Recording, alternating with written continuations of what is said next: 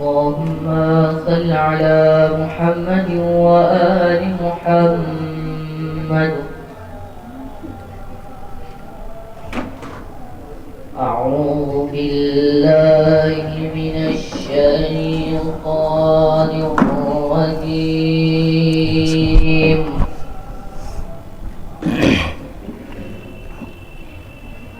بسم الله الرحمن الرحيم.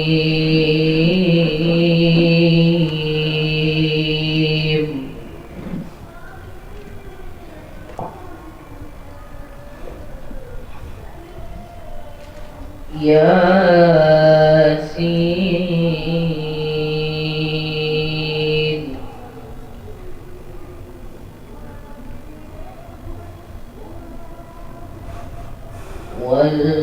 والقرآن الحكيم إنك لمن المرسلين.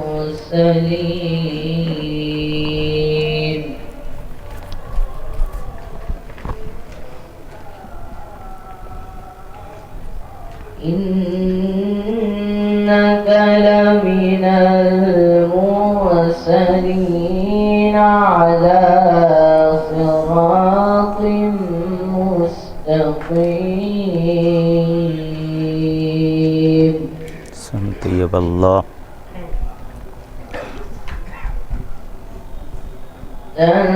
تنزيل العزيز الرحيم.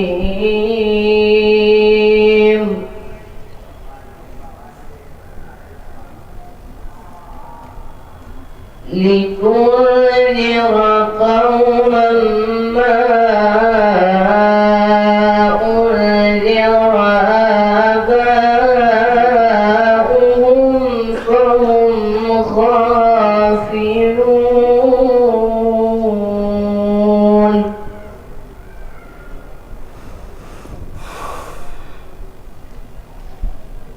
لقد حق القول على أكثرهم فهم لا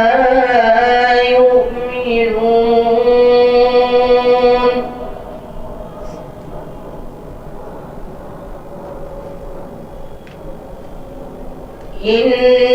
إنا جعلنا في أعناقهم أغلالا فهي إلى الأذقان.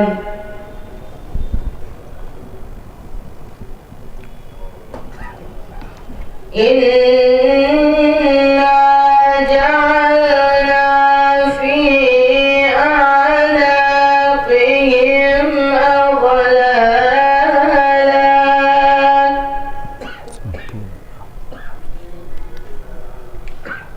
في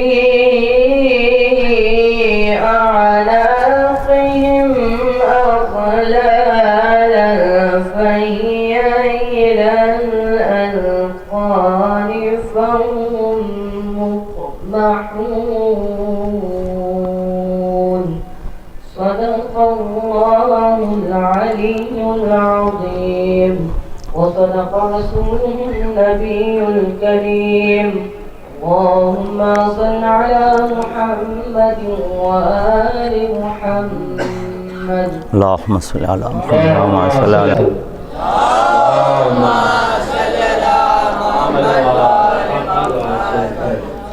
اعوذ باللہ من الشیطان اللعین الرجیم. بسم اللہ الرحمن الرحیم.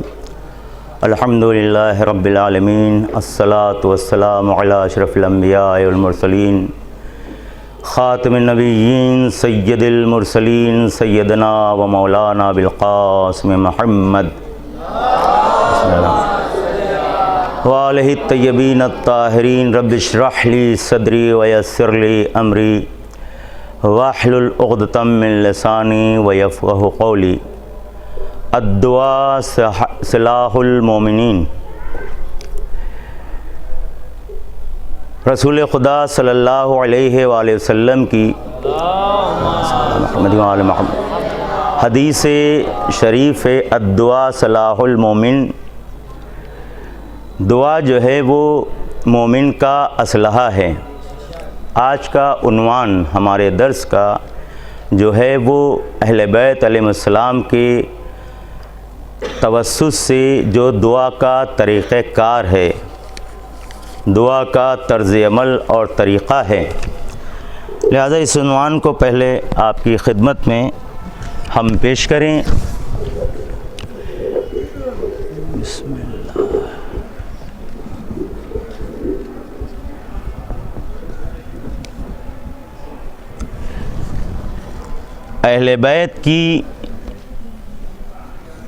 اہل بیت علیہم السلام کی دعا کا طرز عمل اور طریقہ، دوسرے الفاظ میں کہا جائے روش دعا اور مناجات، یہ عنوان درس ہے آج کا، کہ انشاءاللہ آپ کی خدمت میں دعا کے سلسلے میں تمام معروضات پیش کیے جائیں گے جو اہل بیت علیہ السلام کا طرز اور طریقہ ہے۔ اس سے پہلے دعا کی حقیقت اور دعا کے بارے میں ہم آشنا ہوں کہ دعا کسے کہا جاتا ہے۔ دعا کیا ہے، اس کے معنی کیا ہیں، دعا اور حکم میں کیا فرق ہے۔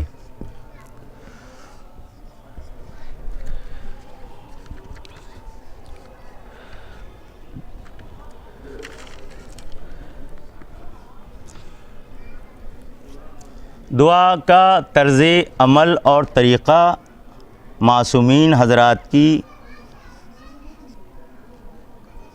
بیان میں، معصومین حضرات کا طرز عمل کہ جس محور پر ہماری درس کا دار و مدار ہے۔ دعا سے پہلے مدح و ثنا کرنا، محمد و آل محمد پر درود بھیجنا۔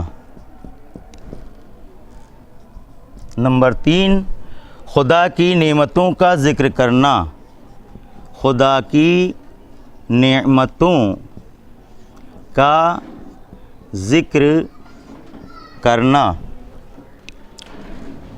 4، تضرع گریو زاری کرنا۔ 5، دعا سب کے ساتھ کرنا، دعا سب کے لیے کرنا۔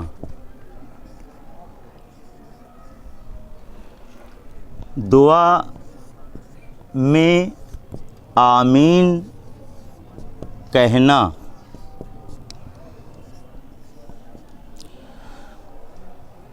دعا میں جلدی نہ کرنا،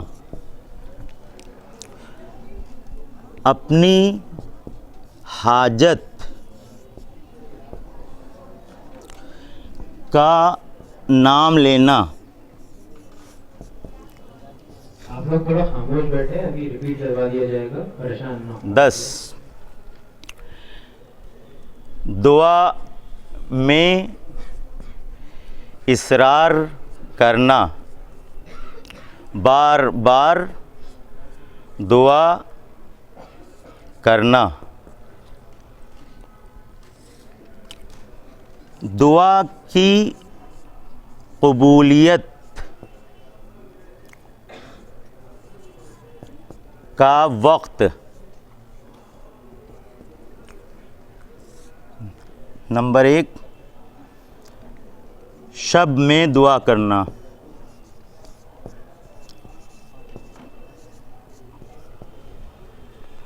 2 اذان کے وقت دعا کرنا، بارش کے وقت دعا کرنا، کے وقت دعا کرنا، تلاوت کلام پاک کے وقت دعا کرنا۔ یہ وہ عناوین ہیں کہ جن کے تحت آج کا انشاءاللہ درس ہے، اور یہ عناوین ہم نے پہلے اس لیے لکھ دیے ہیں کہ بعد میں یہ اشکال پیدا نہ ہونے پائے کہ کوئی بھی سوال جو ہے وہ چھوٹ گیا ہو۔ یہ سوالات ہیں کہ جن کے تحت امتحانی سوالات بھی ہیں، اور ایک ایک محور پر انشاءاللہ آج کی گفتگو ہے۔ سب سے پہلے دعا کیا ہے، دعا کے معنی کیا ہیں؟ دعا کی جمع جو ہے وہ ادعیہ ہے، یعنی دعائیں، ہم اردو میں کہتے ہیں دعا کی جمع دعائیں۔ دعا عربی کلمہ ہے، کسی چیز کو کلام کے ذریعے، آواز کے ذریعے اپنی طرف مائل کرنا، جذب کرنا۔ مثال کے طور پر ہم کوئی چیز طلب کرنا چاہتے ہیں، ہماری کوئی حاجت ہے، ہماری کوئی تمنا ہے، ہماری کوئی آرزو ہے، ہماری کوئی ضرورت ہے، ہم اپنے پروردگار سے طلب کرنا چاہتے ہیں۔ تو دعا کا مطلب یہ ہوا کہ ہم کسی چیز کو کلام کے ذریعے سے یا اپنی آواز کے ذریعے سے جذب کرنا چاہتے ہیں، اپنی طرف کھینچنا چاہتے ہیں۔ دعا میں ایک ہم ہیں، ایک ہمارا معبود ہے، بیچ میں ہمارا جو رابطہ ہے کلام کا، جو ہماری آواز کا رابطہ ہے، وہ ہماری دعا ہے، ہماری حاجت ہے، ہماری تمنا ہے، ہماری آرزو ہے۔ ہم اپنے پروردگار سے دعا کر رہے ہیں، پروردگار سے چاہ رہے ہیں۔ اور بہترین کون ہو سکتا ہے عطا کرنے والا، جس کے پاس بے شمار قدرت ہے، لامحدود طاقت ہے، وہ عطا کرنے والا ہے۔ تو طلب بھی اسی سے کیا جاتا ہے جو عطا کرنے کی طاقت رکھتا ہے، عطا کرنے کا جذبہ رکھتا ہے۔ تو اگر ہم دعا کر رہے ہیں، اچھا اور بھی دعا کے معنی بیان کیے گئے ہیں، علماء نے بیان کیے ہیں۔ کسی کام کے انجام دینے کی درخواست کرنا، ساری چیزیں اس بلیک بورڈ پر نہیں لکھی جا سکتی ہیں۔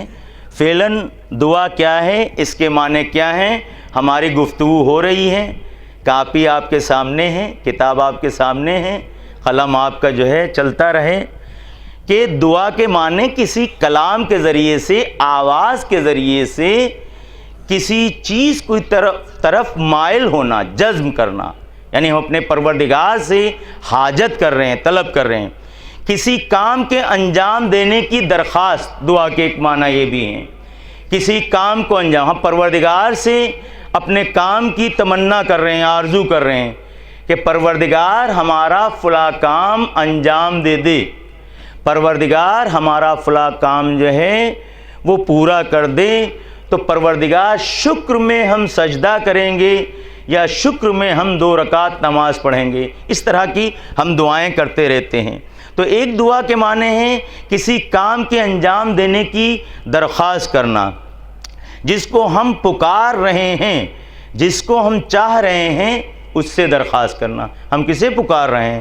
ہم اپنے خالق کو پکار رہے ہیں، اپنے پروردگار کو پکار رہے ہیں، وہ جو رازق ہے، وہ جو خالق ہے، وہ جو ساری دنیا کا خلق کرنے والا ہے، ہم اس سے درخواست کر رہے ہیں، اسے پکار رہے ہیں، اسے بلا رہے ہیں۔ تو دعا کے معنی دعوت دینا، بلانا، پکارنا، اپنے کام کی درخواست کو پیش کرنا، یہ دعا کے معنی ہیں۔ اب ایک چیز آتی ہے درمیان میں، ایک دعا ہے اور ایک امر ہے۔ ہم نے یہاں پہ سوال لکھا ہے دعا اور امر کے میں کیا فرق ہے؟ امر یعنی حکم، کسی چیز کا کسی کو حکم دینا۔ عموماً بڑے جو ہیں وہ چھوٹوں کو حکم دیا کرتے ہیں۔ ہاں، یہ قانون قدرت ہے کہ پروردگار ہمارا سب سے بڑا ہے، وہ ہم کو حکم دیتا ہے۔ ہاں، پروردگار نے بھی ہم سے بہت سے کام چاہے ہیں، یہی نہیں ہے کہ ہم ہی ساری تمنائیں رکھیں، ہم ہی ساری آرزویں رکھیں، ہم ہی اپنے کو سب سے اپنے پروردگار سے مانگیں تو وہ ہمیں عطا کرے۔ نہیں، ہم ہی نہیں ہیں، ایک ادھر سے بھی ہے طلب، ایک پروردگار کی بھی طلب ہے، پروردگار کا بھی حکم ہے، پروردگار کا بھی فرمان ہے۔ کیا ہم تمام پروردگار کے حکم کی پابندی کر رہے ہیں؟ یہ امر ہے، یہ حکم ہے کہ پروردگار کی طرف سے بھی کام کے انجام دینے کا حکم دیا گیا ہے۔ تو کیا یہ دعا ہے؟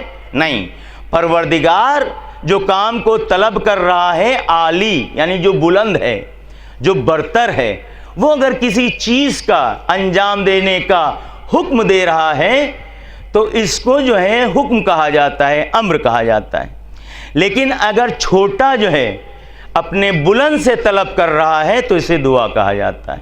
یہ فرق ہے کہ چھوٹا اگر طلب کر رہا ہے اپنے بلند و برتر اور بالا سے تو یہ دعا ہے، اور بڑا اگر طلب کر رہا ہے اپنے چھوٹے سے تو یہ حکم ہے۔ یہ فرق ہے دعا اور اس میں۔ قرآن مجید میں لفظ دعا اور دعا سے، اس لفظ دعا کے ہم نے عرض کیا کہ عربی کلمہ ہے یہ دعا، اس سے نکلنے والے جتنے بھی الفاظ ہیں قرآن مجید میں تقریباً 215 الفاظ ہیں دعا کے جو قرآن مجید میں آئے ہیں، اور قرآن مجید نے ذکر کیا ہے۔ اس کے مختلف معنی ہیں، قرآن مجید نے جو معنی ذکر کیے ہیں آئیے ان کی طرف ہم توجہ دیں۔ قرآن مجید نے ایک معنی جو مستقل استعمال ہوا ہے دعا کے سلسلے سے، کسی کام کی طرف دعوت دینا، یہ بھی دعا ہے۔ کسی کام کی طرف بلانا، کسی کام کی طرف اگر پروردگار ہمیں دعوت دے رہا ہے، کسی کام کی طرف بلا رہا ہے تو یہ بھی دعا ہے۔ ایک بلانا، یہ بھی معنی قرآن مجید میں آیا ہے۔ عبادت کے معنی میں بھی دعا استعمال ہوا ہے قرآن مجید میں، عبادت کے معنی میں بھی، پرستش اور پوجا کے معنی میں بھی استعمال ہوا ہے، عبادت کے معنی میں۔ نمبر 4، خدا سے کسی چیز کو طلب کرنا، مانگنا، درخواست کرنا، یہ بھی دعا کے معنی میں استعمال ہوا ہے۔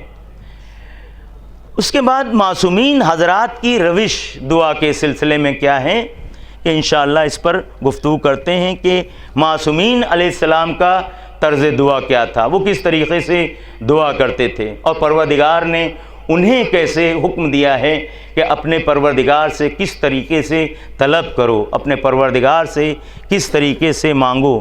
تمہارا پروردگار تمہارے شہ رگ سے بھی زیادہ قریب ہے، تم ہم سے مانگ کر کے تو دیکھو، تم ہم کو پکارو، ہم قبول کرنے کے لیے تیار ہیں۔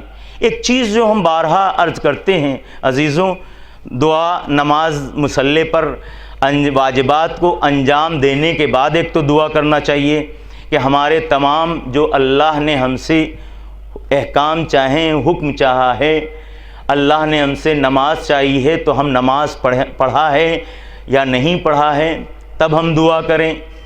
ہم سے روزے کا تقاضا کیا گیا ہے، ماہ رمضان برکت کا مہینہ ہے، رحمتوں کا مہینہ ہے، کہ جس مہینے میں دعا قبول ہے، مستجاب ہے، سب سے بہترین مہینہ کہ جسے کہا گیا جس میں اللہ جو ہے مہمان ہے، بندہ میزبان ہے، بہترین دعاؤں کا مرکز ہے ماہ رمضان کی، اس میں اگر انسان دعا کرے تو حتماً دعا قبول ہوتی ہے۔ تو سب سے پہلے یہ دیکھنا چاہیے کہ جس وقت ہم دعا کر رہے ہیں ہم نے اپنے پروردگار کے تمام واجبات کو انجام دیا ہے یا انجام نہیں دیا ہے۔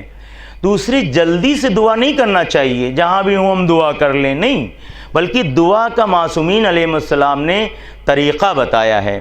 سب سے پہلے جو طریقہ بتایا ہے وہ دعا سے پہلے مدح و ثنا کرنا، اپنے پروردگار کی ہم دعا سے پہلے مدح و ثنا کریں، تعریف کریں، اس کی عظمت کا اقرار کریں۔ وہ پروردگار جس نے ہمیں بے شمار نعمتیں دی ہیں، وہ پروردگار، وہ رازق، وہ مرزوق جس نے ہم کو رزق عطا کیا ہے، طیب و طاہر جسم عطا کیا ہے، روح عطا کی ہے، ہم کو بہترین مخلوقات میں رکھا ہے پروردگار نے۔ تمام مخلوقات ہیں لیکن اس میں انسان کو سب سے بڑا شرف دیا ہے، مرتبہ دیا ہے، بزرگی دی ہے اللہ نے۔ تو ہم اس خالق کی بزرگی کا اعتراف کریں، اس کی عظمت کا اقرار کریں، مدح و ثنا کریں۔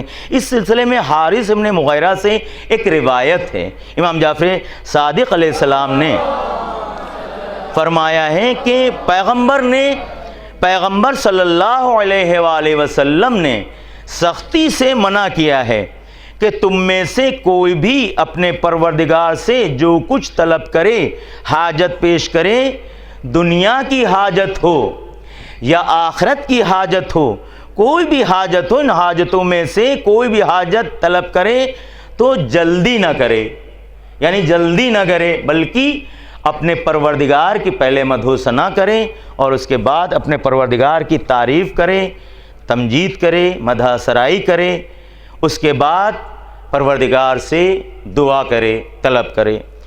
دعا کو صلوات کے ذریعے سے شروع کرے، پھر اپنی حاجت کو انسان جو ہے وہ طلب کرے۔ یہ طرز و طریقہ جو ہے بیان فرمایا ہے معصومین علیہ السلام نے۔ ایک دوسری روایت بھی عرض ہے اس سلسلے میں کہ دعا سے پہلے مدح و ثنا کرنا۔ محمد ابن مسلم کہتے ہیں کہ امام جعفر صادق علیہ السلام نے فرمایا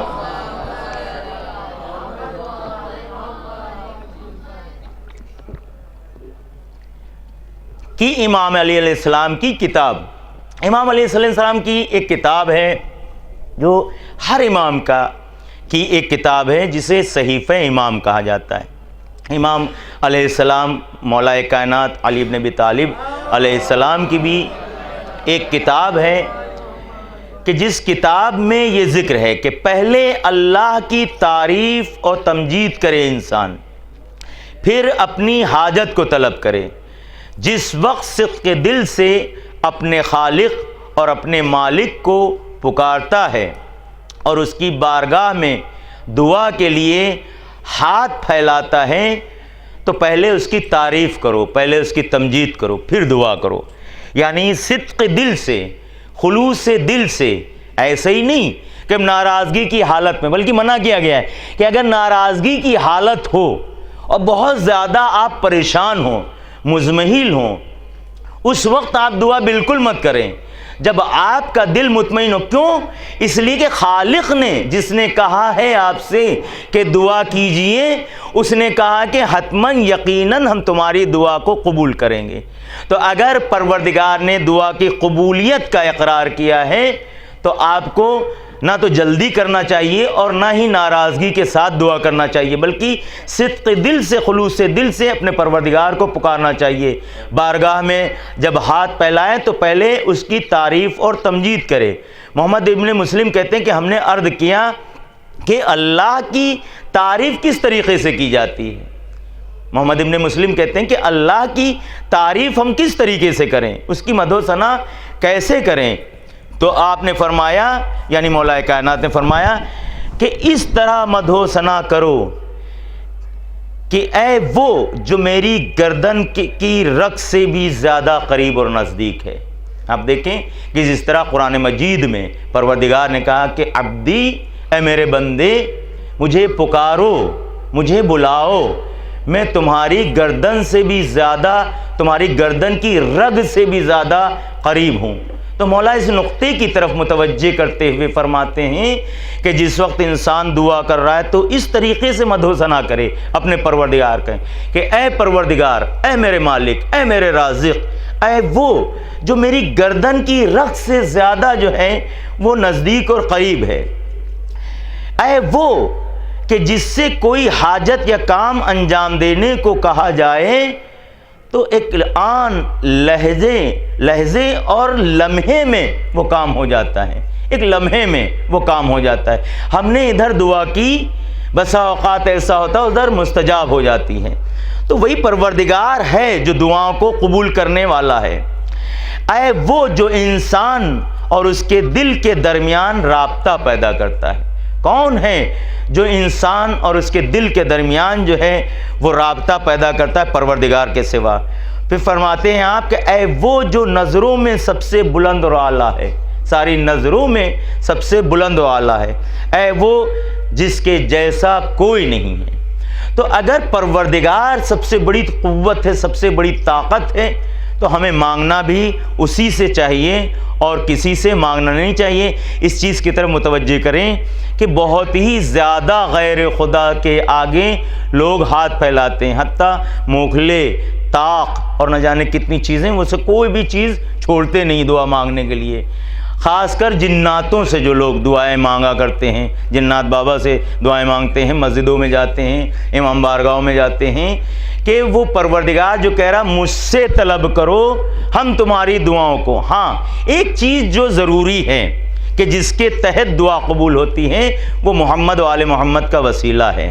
اللہم صلی اللہ محمد و آل محمد۔ تو اپنی دعا کو شروع کرنے سے پہلے ہم بسم اللہ الرحمن الرحیم کہیں اور اس کے بعد محمد و آل محمد پر درود بھیجیں، پھر پروردگار کی حمد و ثنا کریں اور اس کے بعد اپنی حاجت کو طلب کریں، اور حاجت کو طلب کرنے کے بعد بھی لاسٹ میں بھی آخر میں بھی ہم محمد و آل محمد پر درود بھیجیں۔ یہ طرز ہمیں معصومین علیہ السلام نے سکھایا ہے۔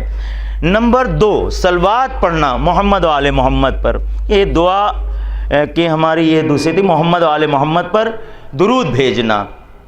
امام جعفر صادق علیہ السلام نے فرمایا ہے جس کو جو بھی حاجت ہے، طلب ہے، درخواست ہے، اللہ سے دعا ہے، پیغمبر اور ان کے پاک و پاکیزہ آل پر درود بھیجے۔ سب سے پہلے اگر کسی کو کوئی حاجت ہو، کوئی طلب ہو، اپنے پروردگار سے دعا ہو، تو پہلے پروردگار کی طرف پر جو ہے درود اور سلام بھیجے۔ حدیث میں فرمایا من دعا ولم یذکر نبی رفعت دعا علی رأسہ فاذا ذکر النبی رفعت دعا۔ جو دعا کرتا ہے نبی کے نام کو نہیں پکارتا ہے۔ دیکھیں بس اوقات ایسا ہوتا ہے کہ ہم اپنی دعا جو ہے بغیر بسم اللہ کے جو ہے وہ شروع کر دیتے ہیں، یا نبی کے نام محمد و آل محمد پر درود اور سلام نہیں بھیجتے ہیں، ہم ایسے ہی اپنی دعا کا آغاز کر دیتے ہیں اپنے پروردگار سے۔ تو دیکھیں اس حدیث شریف میں فرمایا جو دعا کرتا ہے نبی کے نام کو نہیں پکارتا ہے یا رسول کے نام کو نہیں لیتا ہے، اس پر دعا نہیں، اس پر صلوات نہیں بھیجتا ہے، تو جس طرح پرندہ پھڑپھڑاتا ہے اڑنے کے لیے اور اڑ نہیں پاتا ہے، آپ کی دعا بھی ایسے ہی ہے، پھڑپھڑا کر کے وہ زمین تک رہ جائے گی اگر نام محمد نہ لیا گیا، اگر نام اہل بیت نہ لیا گیا، اگر وسیلہ نہ بنایا گیا۔ تو حدیث میں کہ جس طریقے سے پرندہ پھڑپھڑاتا ہے دعا اڑنے کے لیے، پرواز نہیں کر پاتا، نام نہیں لیا جاتا، تو اس کا دعا جو ہے وہ بلند اور معراج کی منزل تک نہیں پہنچتی ہے۔ لیکن جب بندہ نبی کا نام لیتا ہے تو دعا معراج کی بلندیوں تک پہنچ جاتی ہے۔ یہ نبی صلی اللہ علیہ وآلہ وسلم نے فرمایا، اور امام جعفر صادق علیہ السلام سے یہ حدیث ہے۔ تیسرے، خدا کی نعمتوں کا ذکر کرنا۔ خدا کی نعمتوں کا ذکر کرنا امام معصومین علیہ السلام نے اس سلسلے میں فرمایا ہے، ایک صلوات بھیجے محمد و آل محمد پر۔ جو لوگ پہلے اللہ کی نعمتوں کو ذکر کرتے ہیں اس کی نعمتیں بے شمار ہیں، لیکن جن نعمتوں کا ہم روزمرہ استعمال کرتے ہیں، کم سے کم پروردگار کا شکر تو ادا کریں اور اس کے بعد مانگیں۔ ہم شکر ادا نہیں کرتے، مانگتے چلے جاتے ہیں۔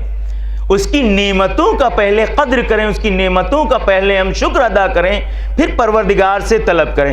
تو معصومین علیہ السلام نے فرمایا کہ پہلے اپنے پروردگار کا شکر ادا کریں، ان کی نعمتوں کو شمار کریں، پھر اپنی حاجت کا اظہار کریں۔ حضرت علی علیہ السلام نے دعائے کمیل میں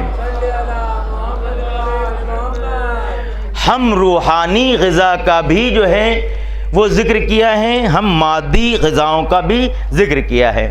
ایک چیز ہم آپ کو بتا دیں، یہ جو ماہ رمضان چل رہا ہے، ماہ رمضان برکتوں کا مہینہ ہے، رحمتوں کا مہینہ ہے۔ سانسیں جو ہیں تسبیح ہیں، ہمارا اٹھنا بیٹھنا سونا سب عبادت میں شمار ہو رہا ہے، اور بہترین جو دعا ہے، جو بہترین ہماری دعائیں ہیں وہ مستجاب ہوتی ہیں۔ اور دعاؤں میں بھی بہت سی دعائیں ایسی ہیں جو طلب نہیں کرنا چاہیے، بلکہ اپنے پروردگار سے جو بہترین دعائیں ہیں، جو ہماری زندگی کے لیے جو ہے مفید ہیں، ان دعاؤں کو جو ہے پروردگار سے طلب کرنا چاہیے۔ تو امام علیہ السلام نے فرمایا اس میں کہ دیکھیے، انسان کو اللہ نے دو چیزیں دی ہیں، ایک جسم دیا ہے، ایک روح دیا ہے۔ جسم کے لیے بھی غذا ضروری ہے اور روح کے لیے بھی غذا ضروری ہے۔ تو روحانی غذا کا بھی تذکرہ کیا ہے اور مادی غذاؤں کا بھی تذکرہ کیا۔ ہماری دعاؤں میں دونوں غذاؤں کا کام ہے۔ اگر ہم مادی یعنی نعمتوں کا شکر ادا نہیں کریں گے تو ہماری دعائیں قبول نہیں ہوں گی، مستجاب نہیں ہوں گی۔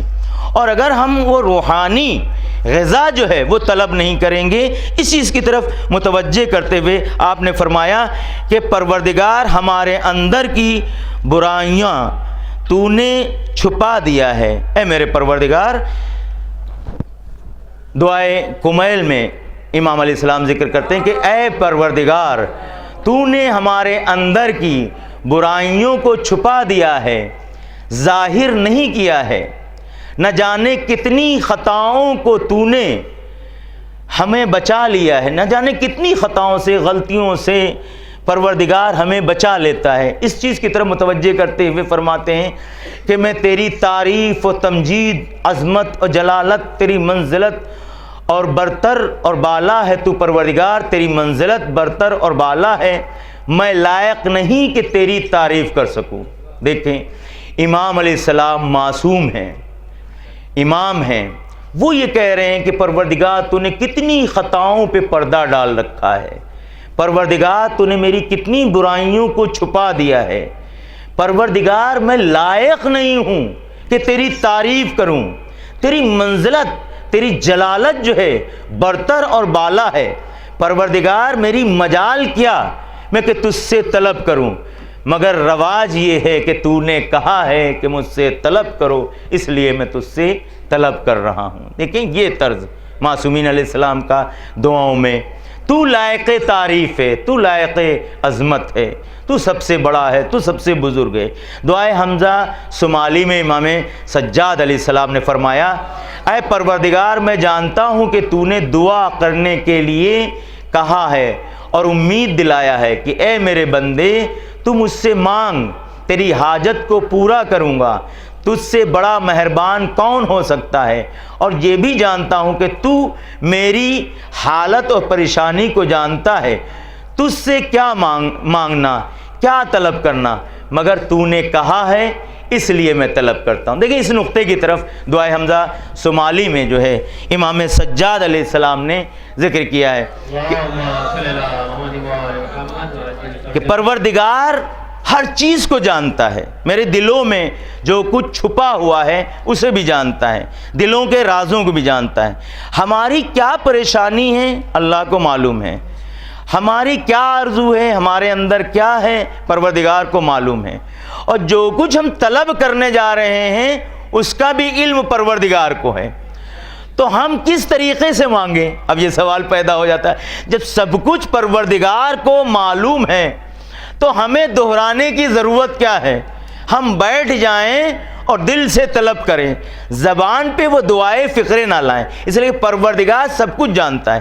اس نقطے کی طرف امام سجاد علیہ السلام نے متوجہ کیا ہے کہ جب سب کچھ، لیکن تو نے کہا ہے کہ طلب کر، یعنی تیری آواز کو میں سننا چاہتا ہوں۔ پروردگار، میں نے ایک حدیث کو ذکر کیا تھا کہیں پر کہ رسول خدا نے فرمایا کہ پروردگار فرماتا ہے بندے سے، جس وقت تمام بندے دعا کرتے ہیں تو پروردگار فرشتوں سے کہتا ہے کہ میں ان آوازوں کا سننے کا مشتاق ہوں۔ فرشتوں سے کہتا ہے کہ میں ان آوازوں کا، جب بندہ اپنے پروردگار سے راز و نیاز کرتا ہے، دعا کرتا ہے، تو پروردگار کہتا ہے کہ ان آوازوں کا سننے کا مشتاق ہوں۔ یعنی پروردگار دوست رکھتا ہے جو توبہ کرتا ہے، استغفار کرتا ہے، دعائیں کرتا ہے، پروردگار مشتاق رہتا ہے۔ تو امام نے فرمایا کہ چونکہ پروردگار نے کہا ہے اس لیے میں دعا کر رہا ہوں، لیکن اس سے بڑا کون ہے جاننے والا۔ امام صادق علیہ السلام نے پیچھے گرج کی جانب سے آواز بالکل نہیں آ رہی سلوات کی، برائے مہربانی سلوات بلند آواز سے پڑھیں۔ صلی اللہ علیہ وسلم۔ امام سجاد علیہ السلام نے فرمایا حضرت نوح علیہ السلام کی زندگی کی طرف توجہ رہے ہماری طرف، کہ جناب نوح، جناب عیسیٰ، جناب موسیٰ یہ بھی جایا کرتے تھے پہاڑوں پر، دعا کیا کرتے تھے، راز و نیاز کیا کرتے تھے۔ تو اس نبیوں کی دعاؤں کی طرف متوجہ کرتے ہوئے فرمایا کہ حضرت نوح علیہ السلام صبح و شام دعا کرتے تھے، صبح و شام دعا کرتے تھے، اور انداز دعا یہ تھا جناب نوح علیہ السلام کا کہ اے پروردگار تو گواہ ہے۔ دیکھیں اس طریقے سے جناب نوح دعا کرتے تھے، جس وقت وہ کھڑے ہوتے تھے صبح و شام دعا کرتے تھے۔ اور روایتوں میں ہے کہ امام ہی نے فرمایا ہے کہ ابھی ہم ذکر کریں گے کہ صبح شام تقریباً 10 مرتبہ صبح شام اس دعا کو پڑھتے تھے کہ اے پروردگار تو گواہ ہے، تو دیکھ رہا ہے جو کچھ نعمتوں سے تو نے ہمیں مالا مال کیا ہے، تو نے جتنی بھی نعمتیں دی ہیں، ایک تو یہ تیرا شکر پروردگار کہ تو نے مجھے اتنی بے شمار نعمتیں عطا کی ہیں، صحت و سلامتی سب سے زیادہ کہ دعا میں ہم اپنی ذکر کریں کہ پروردگار تو نے ہمیں صحت و سلامتی عطا کی ہے، چاہے دنیا اور چاہے دین کے سلسلے میں میری جو بھی حاجت تھی، دین کے سلسلے میں بھی اور دنیا کے سلسلے سے بھی جو بھی میری حاجت تھی پروردگار تو نے مجھے عطا کیا ہے۔ تو ایک تو صحت دی ہے، سلامتی دی ہے، شکر ادا کرنا چاہیے، دعا کرنا چاہیے، نعمتیں جو دی ہیں دعا کرنا چاہیے۔ پھر پروردگار کی حمد و ثنا کرتے ہوئے کہتے ہیں تو بے مثل ہے، وحدہ لا شریک ہے، تو یکتا ہے میرے پروردگار، ہمارے اوپر نعمتوں کا انبار ہے، تیرا شکر ادا کریں تو کم ہے۔ دیکھیں یہ طرز عمل ہے کہ میرے اوپر نعمتوں کا انبار ہے، اگر ہم شکر بھی ادا کریں تو کم ہے۔ اے میرے پروردگار تو مجھ سے راضی و خوشنود رہنا۔ دیکھیں دعا تو ہم کرتے ہیں، لیکن دعا سے میرا پروردگار ہماری دعاؤں سے راضی ہے یا نہیں ہے، خوشنود ہے یا نہیں ہے، ہم نے وہ تمام کام کیے ہیں نہیں کیے ہیں، پہلے ہم نے دوسروں کو راضی کیا ہے نہیں کیا ہے۔ دیکھیں ان تمام چیزوں کو کہ دعا کرنے سے پہلے یہ تو دیکھیں کہ ہم نے کسی کو اذیت تو نہیں دی ہے، کسی کو ستایا تو نہیں ہے، کسی کو آزار تو نہیں دیا ہے، کسی کا مال تو غصب نہیں کیا ہے، اور اس کے بعد آگے ہم اپنے لیے دعا کر رہے ہیں کہ ہمیں دے، یعنی ہمیں دے تو پہلے ہمارے اوپر کسی کا قرضہ نہ رہے تب ہم دعا کریں۔ تو پہلے اپنی نعمتوں کا ہم شکر ادا کریں کہ تیرے نعمتوں کا انبار ہے پروردگار، تیرا شکر واجب ہے میرے پروردگار۔ یہ جناب نوح علیہ السلام اپنی دعا میں اے پروردگار تو مجھ سے راضی و خوشنود رہنا، اور تقریباً 10 مرتبہ چھت پر جا کر کے جناب نوح علیہ السلام اس دعا کو پڑھا کرتے تھے۔ نمبر 4 تضرع اور گریوزاری کے ساتھ دعا کرنا۔ یہ تقریباً وقت بھی ہو رہا ہے، جلدی جلدی ہم ان تمام عناوین کو تمام کر رہے ہیں۔ اللہ فرماتا ہے ادعو ربکم تضرعا وخفیۃ۔ قرآن مجید میں پروردگار فرماتا ہے گوشے تنہائی میں تھوڑی دیر بیٹھو اپنے پروردگار سے راز و نیاز کرو، اپنے پروردگار سے دعائیں کرو، اپنے پروردگار کو طلب کرو، کبھی کبھی تنہائی میں گریہ کرو، گریہ کے ساتھ خدا کو پکارو۔ ہاں جب انسان نہیں، گریہ کرنے کو کیوں کہا گیا؟ ہر نبی کو اللہ نے حکم دیا، اس نقطے کی طرف توجہ رکھیں کہ تضرع زاری کے ساتھ گریہ کرنا۔ یہ کیوں کہا گیا ہے کہ رو کر کے، فریاد کر کے ہم گریہ کر رہے ہیں؟ کیوں گریہ کرنے کے لیے کہا گیا؟ نبی سے بھی اللہ نے کہا ہے اور اماموں سے بھی کہا ہے کہ جب دعا کرو تو دعا سے پہلے گریہ اور تضرع زاری، اور خفیتاً کا لفظ آیا ہے کہ تنہائی میں چپکے سے اپنے پروردگار کو پکارو، اپنے پروردگار سے دعا کرو۔ یہ کیوں کہا گیا ہے؟ اسے تنہا تضرع فریاد کرنا تیری بارگاہ میں نجات کا ذریعہ ہے۔ ایک تو یہ ہے جو دلیل دی گئی کہ نجات کا ذریعہ ہے، اور دوسری دلیل یہ ہے کہ جس وقت ہم اپنے پروردگار کو پکارتے ہیں اور پروردگار کی بارگاہ میں گریہ و زاری کرتے ہیں تو سخت دل جو ہے وہ موم ہو جاتا ہے، وہ جو ہے نرمی پیدا ہو جاتی ہے، اور جس وقت نرمی پیدا ہو جاتی ہے اس وقت دل میں رقت پیدا ہوتی ہے، اور جس وقت رقت پیدا ہوتی ہے، گریہ و زاری ہوتی ہے، اس وقت اخلاص پیدا ہوتا ہے۔ دعا اخلاص چاہتا ہے، دعا خلوص چاہتا ہے۔ اگر ہم اپنی دعاؤں میں خلوص پیدا کریں گے تو اس وقت دعا جو ہے قبول ہوگی اور مستجاب ہوگی۔ اس لیے کہا گیا ہے گریہ و زاری کرنا۔ اس سلسلے میں دو چار باتیں جو حضرت عیسیٰ سے، حضرت موسیٰ سے اور جناب نوح کی ہم نے آپ کی سامنے بات ذکر کیا ہے۔ حضرت موسیٰ سے پروردگار کہتا ہے کہ تو اے موسیٰ، جس وقت تم اپنے پروردگار سے طلب کرو، جس وقت اپنے پروردگار سے تم دعا کرو، اس وقت اپنے دل میں خوف ڈال کر کے ہمارے پاس آنا۔ دیکھیں، خوف یعنی اللہ کا ڈر رہنا چاہیے۔ ایسے ہی نہیں ہم ہنستے مسکراتے ہوئے اپنے پروردگار سے، ہاں رہنا چاہیے حشاش و بشاش، ہم نے کہا کہ ناراض ہو کر کے اپنے پروردگار سے دعا نہیں کرنا چاہیے، بلکہ خلوص کے ساتھ دل شاد رہے، دل آباد رہے۔ جب تک دل میں خوشی نہیں ہو سکتی ہے خلوص پیدا نہیں ہو سکتا ہے، اور جب دل میں خلوص پیدا ہوگا، خوشی پیدا ہوگی، اس وقت اپنے پروردگار سے انسان دعا کرے۔ خوف کے ساتھ جلے ہوئے دل سوختہ، یعنی اس دل کے ساتھ چہرے پر خاک ڈال کر کے، یہاں تک کہ جناب موسیٰ کو دعا کا طریقہ پروردگار بتا رہا ہے کہ دل میں خوف پیدا ہونا چاہیے، دل میں حزن و ملال ہونا چاہیے، چہرے پر خاک ہونا چاہیے، پھر اپنے پروردگار، اور سجدے کی حالت میں اپنے پروردگار سے دعا کرو۔ سجدے کی حالت میں، قیام کی حالت میں اگر ہو تو اس طریقے سے، جس طریقے سے ایک فقیر مانگتا ہے، ایک حاجت مند مانگتا ہے، ایک ضرورت مند اپنے پروردگار سے طلب کرتا ہے، جس وقت فقیری مسکین بن کر کے، فقیر بن کر کے تم اپنے پروردگار، یعنی وہ محض مطلق ہے، یعنی پروردگار جو ہے کمال مطلق ہے، ہم محض محتاج ہیں، ہم پروردگار غنی ہیں اور ہم محتاج ہیں۔ تو اگر محتاج اور فقیر اپنے غنی سے طلب کرتا ہے تو پروردگار کہتا ہے کہ ہاں ہمارے پاس تو بے شمار ہے، اس کے پاس تو کچھ بھی نہیں ہے، تو عطا کرنے میں اس کی طرف سے بھی دیر نہیں ہوتی۔ سجدے کی حالت میں اور قیام کی حالت میں تو فقیرانہ انداز میں اپنے پروردگار سے دعا مانگنا چاہیے، اس طریقے سے کہ جس طریقے سے کہ ایک گدھا، ایک فقیر جو ہے مانگتا ہے، دل میں خوف، اور اس کے بعد مناجات۔ یہ تمام چیزیں جو ہیں حضرت موسیٰ علیہ السلام سے پروردگار جو ہے طلب کر رہا ہے۔ اس کے بعد حضرت عیسیٰ کا طرز عمل جو پروردگار دعا کا طرز عمل سکھا رہا ہے جناب کا، مغمون اور محزون ہو کر کے حضرت عیسیٰ سے کہتا ہے کہ جب اپنے خالق کی بارگاہ میں تم آؤ تو محزون ہو کر کے آؤ، حزن پیدا کرو۔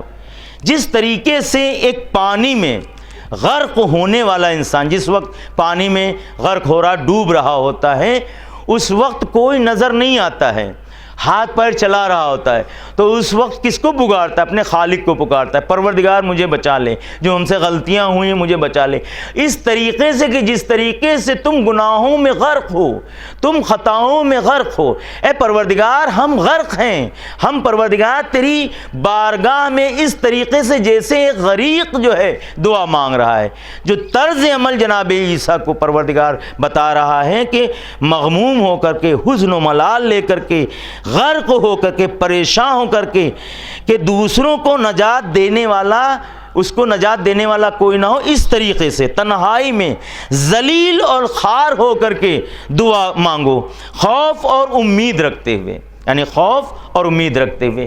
تو یہ طرز عمل حضرت عیسیٰ کو زندہ دل کے ساتھ میرے کانوں تک کی تمہاری آواز پہنچنا چاہیے۔ دیکھیں ہم پروردگار تک کی آواز پہنچانے کے لیے کیا کیا کریں گے، یعنی اس طریقے سے جیسے ایک بے چین، ایک بیتاب اور ایک جو ہے غرق ہونے والا دعا مانگ رہا ہے زندہ دل کے ساتھ۔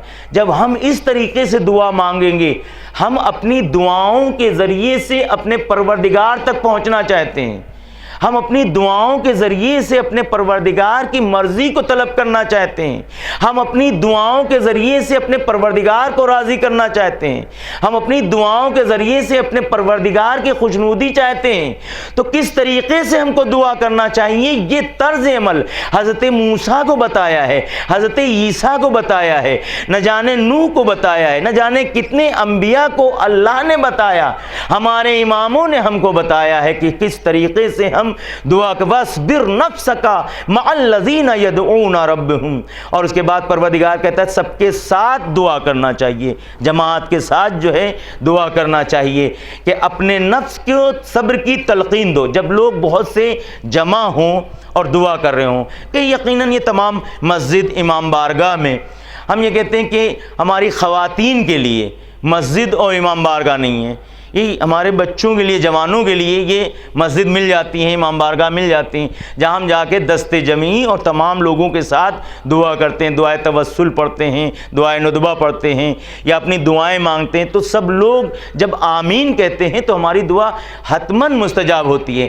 لیکن ہم اپنی خواہران کے لیے یہ کہنا چاہتے ہیں کہ آپ بھی اپنے گھروں میں حدیث قصہ رکھیے، دعائے توسل رکھیے، تھوڑی سی بیٹھک جو ہے دینی بیٹھک اور ایک دینی معلومات اپنے آپس میں ایک دوسرے کو بانٹیے، احکام کے درس رکھیے، اس کے بعد دعائیں کیجیے، ضرور مستجاب ہوگی۔ یہ طریقہ بتایا ہے کہ سب کے ساتھ مل کر کے جماعت کے ساتھ جو ہے وہ دعا مانگنا چاہیے، سب کے ساتھ، اور دعا سب کے لیے کرنا چاہیے۔ ہاں یہ نہیں کہ اپنے ہی لیے کہ پروردگار ہم کو فلاں چیز عطا کر دے، پروردگار مجھے یہ عطا کر دے، نہیں۔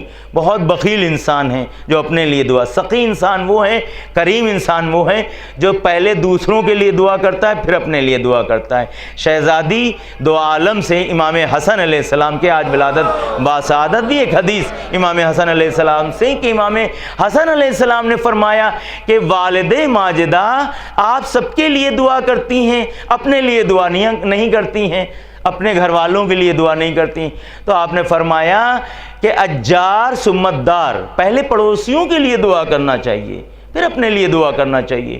تو ہم کو سب سے پہلے اپنے دوسروں کے لیے دعا کرنا چاہیے، پھر اپنے لیے دعا کرنا چاہیے، تو سب کے لیے دعا کرنا چاہیے۔ دعا میں آمین کہنا، دعا میں آمین کہنا چاہیے، کہ دعا میں سب حضرت موسیٰ نے دعا جب کی ہے تو جب بھی دعا کرتے تھے حضرت موسیٰ علیہ السلام تو جناب ہارون ساتھ ساتھ رہتے تھے۔ دیکھیں یہ طرز عمل ہے دعا کا جو معصومین نے سمجھا ہے کہ اگر ایک دعا کر رہا ہے تو پیچھے بیٹھنے والے آمین کہیں، یقیناً دعا جو ہے مستجاب ہوتی ہے۔ آمین کہنا چاہیے۔ اگر دو ہیں تو ایک آمین کہیں، اور ایک اگر گھر میں بیٹھے ہوئے ہیں تو اگر گھر میں بیٹھے ہوئے ہیں، بیوی ہیں، بچے ہیں، وہ تمام لوگ بیٹھے ہوئے ہیں، گھر کے افراد خاندان والے بیٹھے ہوئے ہیں، ایک دعا کر رہا ہے تو خاندان والوں کو آمین کہنا چاہیے۔ حضرت موسیٰ علیہ السلام دعا کرتے ہیں، حضرت ہارون پیچھے سے کہتے ہیں آمین۔ قد اجیبت دعواتکما، تو خدا کہتا ہے ہم نے تم دونوں کی دعاؤں کو قبول کر لیا۔ دیکھیں یہ طرز عمل ہے کہ دعا میں آمین کہنا۔ نمبر 8، دعا کے وقت گریہ کرنا، کہ ہم نے اس سلسلے میں بہت سی بات بتائی کہ اخلاص پیدا ہوتا ہے، رقت پیدا ہوتی ہے، انسان کا دل موم ہو جاتا ہے، نرم ہو جاتا ہے، ملائم ہو جاتا ہے، اس وقت اپنے پروردگار سے زیادہ قریب ہوتا ہے، اس لیے گریہ جو ہے کرنا چاہیے، دل نرم ہوتا ہے، خلوص پیدا ہوتا ہے، اور اللہ نے حکم دیا ہے۔ سب سے بڑی بات 3 چیزیں گریہ کرنے میں، 3 چیزیں، ایک تو اللہ نے حکم دیا ہے کہ گریو زاری کا تضرع کے ساتھ جو ہے دعا کرنا چاہیے، اور ایک دل نرم ہوتا ہے، تو جب دل نرم ہوتا ہے اخلاص پیدا ہوتا ہے، اس کے بعد دعا خلوص پیدا ہوتا ہے، تو پروردگار سے دعا کرنا چاہیے۔ اور پھر بڑا دعا کے جو وقت گریہ کرنا، دعا کے وقت گریہ کرنا، ایک یہ بھی ہے کہ دعا کے وقت گریہ کرنا، جس وقت انسان دعا کر رہا ہے، کہ 3-4 روایات ہیں اس سلسلے میں کہ جس کے الفاظ جو مین نقطے ہیں اس چیز کی طرف آپ کو متوجہ، بڑا عظیم اور ادب اور بلند اور بالا مقام ہے، یعنی جس وقت انسان گریہ کرتا ہے اس وقت اس کا مقام جو ہے بلند ہو جاتا ہے اور منزلت بڑھ جاتی ہے، دل کی رقت جو ہے وہ طاری ہو جاتی ہے، اور یہاں تک کہ روایتوں میں ہے کہ جس وقت انسان رقت کرتا ہے اس وقت فوراً پروردگار جو ہے وہ قبولیت کے لیے جو ہے، اور یہاں تک یہ کہ اس کے مقابل میں جو روایت ہے اس چیز کی طرف متوجہ کریں کہ وہ آنکھیں جو خشک رہتی ہیں، یعنی جس میں ذرہ برابر بھی آنسو نہیں نکلتا ہے، بہت سے لوگ گریہ کرتے ہیں، بہت سے لوگ دعا مانگتے ہیں، ان کی آنکھوں میں ذرہ برابر جو ہے وہ آنسو نہیں آتے، خشک ہوتی ہے، دل سخت ہوتا ہے، روایتوں میں منع کیا گیا ہے کہ دل اگر سخت ہو تو دعا نہ کرو، آنکھیں اگر تمہاری نم نہ ہو تو دعا نہ کرو، سخت آنکھوں کے ساتھ، خشک آنکھوں کے ساتھ دعا نہ کرو، اس لیے کہ خشک آنکھوں میں آنسو نہیں ہوتے ہیں۔ یہ روایت کے جملے ہیں جو آپ کے سامنے عرض کر رہے ہیں۔ تو اللہ فرماتا ہے اے موسیٰ دنیا میں لمبی لمبی آرزویں نہ کرنا، دنیا میں لمبی لمبی، اس لیے کہ ہر آرزو اس دنیا میں پیدا جو ہے وہ پوری ہونے والی نہیں ہے کہ ہم ساری آرزوؤں کے لیے دعائیں کر لیں ہماری ساری آرزویں پوری ہو جائیں، کیوں؟ ہماری عمر محدود ہے، ہم چند دنوں کے لیے ہیں، اس لیے ہم لمبی لمبی آرزویں نہیں کر سکتے ہیں۔ حضرت موسیٰ سے پروردگار فرماتا ہے موسیٰ لمبی لمبی آرزویں نہ کرنا، کیونکہ دل سخت ہو جاتا ہے اور خدا تم سے دور ہو جاتا ہے۔ تو اگر خدا دور نہ ہو، خدا ہمارے پاس ہو، خدا ہمارے قریب ہو، تو ہم ان دلوں کو موم کریں، ان دلوں کو جو ہے نرم کریں کہ جن دلوں کے پروردگار مشتاق ہے، جن آنکھوں کا پروردگار مشتاق ہے، جن ہاتھوں کا پروردگار مشتاق ہے کہ بندہ دعا کرے اس کی دعا مستجاب ہو۔ بس 2-3 چیزیں اور باقی ہیں ہماری دعا کی، کہ اپنی حاجت کا نام لینا، دعا میں جلدی نہ کرنا۔ دیکھیں ایک چیز یہ ہے کہ ہم جلدی جلدی دعا کرتے ہیں اور فوراً اٹھ جاتے ہیں، چلے جاتے ہیں۔ میں نماز پڑھا رہا ہوں، ماہ رمضان میں ہمیں بہت زیادہ تجربہ ہے، صبح کی نماز جیسے ہی ختم ہوتی ہے اور ہم دعا شروع کرتے ہیں، پیچھے سے لوگ چلے جاتے ہیں، سونے کی بڑی جلدی رہتی ہے۔ شام کے وقت اگر ہم نے نماز پڑھائی اور ایک دعا بھی شروع کر دی، لوگ تڑپنا شروع ہو جاتے ہیں کیونکہ انہیں افطار کرنا ہے۔ تو ماہ رمضان میں بس یہی دعا ہے کہ جلدی سے نماز پڑھائیں، جلدی سے دعا پڑھیں، چلے جائیں۔ تھوڑی دیر کے لیے بھی ہم بارگاہ الہی میں بیٹھنا پسند نہیں کرتے ہیں، تو پروردگار نے اس چیز کو منع کیا، دعا میں جلدی نہ کرو، پہلے بیٹھو تھوڑی دیر، وہ حال پیدا کرو، اپنے حالت کو بناؤ، اپنے مزاج اور طبیعت کو جو ہے سنوارو، پہلے اپنے پروردگار کی طرف توجہ کرو کہ کہاں بیٹھے ہوئے ہو اور کس سے طلب کر رہے ہو، کس بارگاہ میں بیٹھے ہوئے ہو۔ تو ان تمام چیزوں کی طرف متوجہ ہوتے ہوئے جلدی دعا نہیں کرنا چاہیے، اپنی حاجت کا نام لینا چاہیے۔ جس چیز کے لیے ہم دعا کر رہے ہیں وہ چیز ایک تو عظیم ہونا چاہیے، چھوٹی موٹی دعائیں نہیں کرنا چاہیے، ہر چیز کی چھوٹی چھوٹی دعائیں۔ تو پروردگار نے تو وہ آپ کوشش کریں وہ تمام چیزیں آپ کو حاصل ہو جائیں گی، وہ تو پروردگار لمحہ لمحہ آپ کو نعمتیں عطا کر رہا ہے، اس کے لیے دعا نہیں کرنا ہے۔ ہمیں دعا کرنا ہے عظیم چیز کے لیے، وہ جس کے لیے ہمیں پروردگار نے کہا ہے، ہاں ہماری آخرت بہتر ہو، ہمیں نجات کا ذریعہ جو ہے ملے۔ نیک اعمال ہمیں توفیق پروردگار جو ہے عطا کرے، ان تمام چیزوں کی طرف ہم متوجہ رہیں، تب ہمیں دعا کرنا چاہیے، اور دعا بار بار کرتے رہنا چاہیے۔ یہ نہیں کہ ہم نے کل تو بھی اس چیز کی دعا کی تھی، قبول ہی نہیں ہوئی، نہ جانے کیوں ہماری دعائیں قبول نہیں ہوتی ہیں۔ پروردگار کافروں کو تو اتنا دیتا ہے، ہم مومن ہیں، 5 وقت کی نماز پڑھتے ہمیں نہیں دیتا ہے۔ دیکھیں پروردگار چاہتا ہے بار بار بندہ ہماری بارگاہ میں آئے اور اس کی دعا کا مشتاق رہتا ہے۔ کبھی کبھی پروردگار آوازوں کو سنتا رہتا ہے، جو وہ طلب کرتا ہے اس کے سوا دیتا ہے پروردگار، اس لیے پروردگار کہتا ہے بار بار اصرار کرتے رہنا چاہیے۔ آخری پوائنٹ، اور ہمارا وقت بھی ختم ہو رہا ہے، دعا کی قبولیت کے وقت جو ہے کہ شب کے وقت جو ہے کہ تقریباً روایت میں ہے کہ نصف شب، جس وقت نماز شب کے لیے بندہ جو ہے اٹھتا ہے، سب سو رہے ہوتے ہیں اور بندہ اٹھتا ہے، نصف شب تمام انبیاء جو ہیں، تمام انبیاء اور ائمہ ہمارے نصف شب جو ہے اپنے پروردگار سے راز و نیاز کرتے تھے۔ بہترین وقت جو ہے نصف شب ہے، شب کا تیسرا حصہ جسے کہا جائے، وہ دعا کے لیے کہا گیا ہے کہ شب میں دعا کرنا۔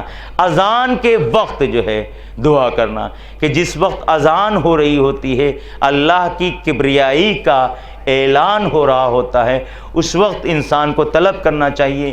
جس وقت آب رحمت فرش پر برس رہا ہو، زمین پر برس رہا ہو، اس وقت دعا کرنا چاہیے۔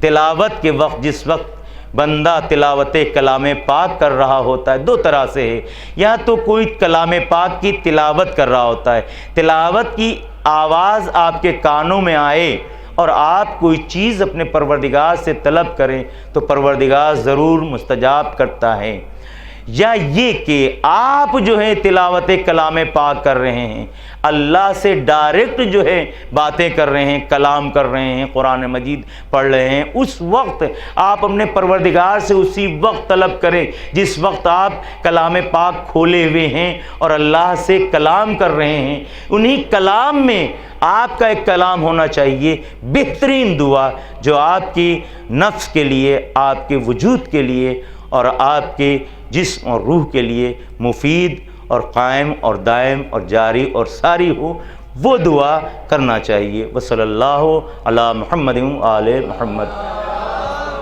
پروردگار ہماری تمام حاجتوں کو قبول فرما۔ پروردگار جہاں جہاں بھی مومنین مومنات، ان کی جان، مال، عزت، آبرو، ہر چیز سے حفاظت فرما۔ زیادہ سے زیادہ نیک اعمال کی توفیق عنایت فرما۔ پروردگار جو مقروض ان کے قرض کو جلد سے جلد ادا فرما۔ پروردگار جو بے اولاد انہیں صاحب اولاد فرما۔ پروردگار تجھے واسطہ محمد و آل محمد کا جو لوگ دنیا سے چلے گئے ان کی مغفرت فرما۔ جوار معصومین میں ان کو جگہ عنایت فرما۔ ہمارے اعمال کو، ہماری عبادتوں کو، اطاعتوں کو قبولیت کا درجہ عنایت فرما۔ ہمارے امام سے ہم کو راضی و خوشنود فرما۔ ہمارے امام کے ظہور میں تعجیل فرما۔ صلی اللہ علیہ وسلم۔